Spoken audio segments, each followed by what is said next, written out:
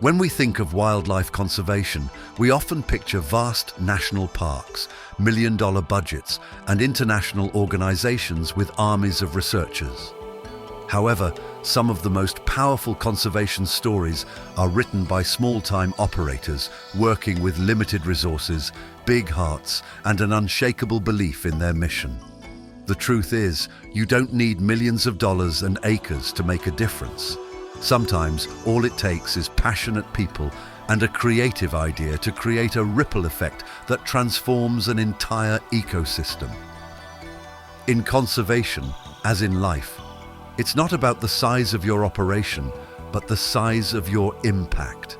When we first started here, almost 5 years ago, there was little to no wildlife, apart from migratory elephant and some cattle-killing leopard. A herd of impala would have been 2 or 3 animals. We never saw a zebra in the first 3 years.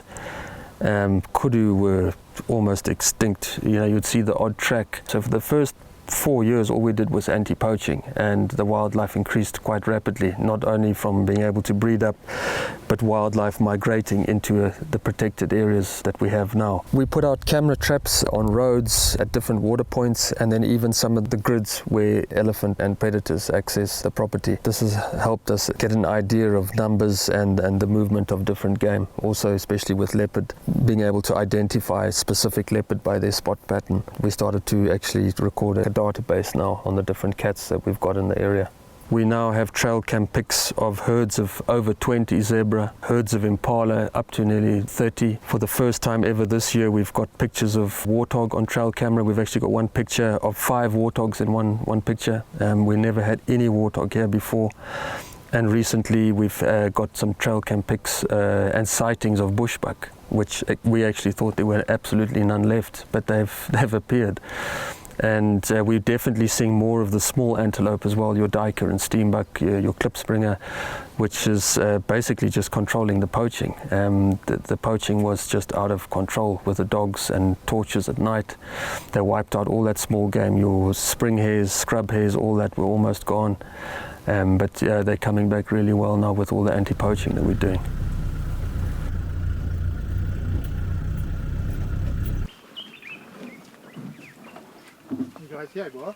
No.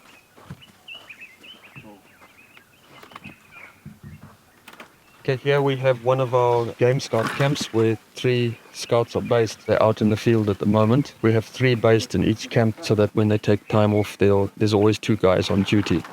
And each stick of scouts have one weapon as well for shooting poaching dogs or helping to arrest poachers. So at the moment, our scouts are staying in tents, little army tents, but we're building bricks at the moment so that we can construct some permanent quarters for them that'll have 3 rooms.